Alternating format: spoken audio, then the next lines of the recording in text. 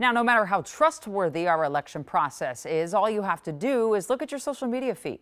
And you can see how disinformation and what are called deep fakes are already being used to confuse you, to lie to you, to deceive you. So what's going to happen in the next few days? Kent? Well, in short, Janet, buckle up. If you've been online at all in 2024, you know you've already seen a lot of disinformation and deep fakes. And experts say it's likely going to surge as Tuesday approaches because there is less time to detect and debunk the fake stuff. It's important that you save your vote for the November election. When a deepfake robocall of President Biden urged New Hampshire residents to stay home during the primary election back in January, many wondered how something similar might be used to manipulate voters in the general election. It's a question we're getting every day, probably actually a few times a day, given the prevalence of tools. Ben Coleman is the CEO of Reality Defender, a deepfake detection platform that's seen the amount of election-related deepfakes jump in recent weeks. We're seeing hundreds of thousands of social media accounts that themselves are deepfake accounts, where the profile photo is fake, the media is fake, and they're being used to propagate and create a bit of a echo chamber to make certain topics more trending than others. What would you tell people about how to defend against it? Our company is 50 people with a 5-to-1 ratio of PhD researchers and engineers to non-technical. And even the PhDs in our team cannot tell the difference with their own naked eyes, which really means that an average person doesn't stand a chance. And so what I tell people is, be really careful where you're seeing media. Because the challenge is the consumers, that the platforms themselves, social media and streaming, are doing nothing. If anything, they're benefiting from the echo chamber for more clicks, for more advertising, more revenue. We used to say trust but verify. Now we say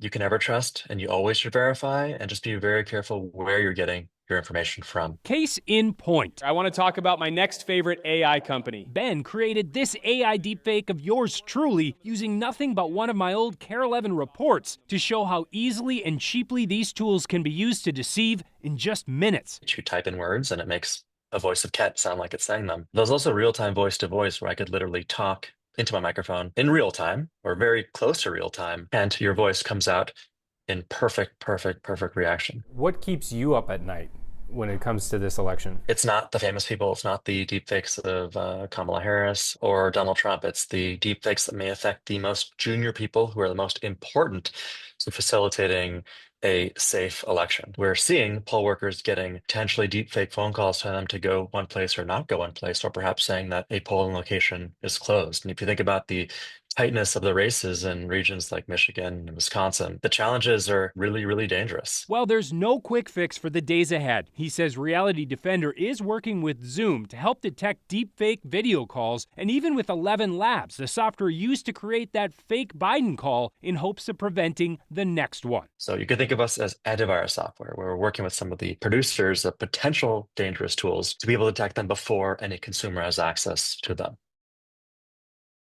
Now, Ben made it clear that he and his company are actually big supporters of AI and believe it is the future, but he's also adamant that the federal government has to push tech companies to implement some safeguards for consumers, because he says this election shows that they are not going to police themselves. Jana. Oh, you can just take one quick walk through the major social media channels and know they're not policing themselves. Is he hopeful about anything?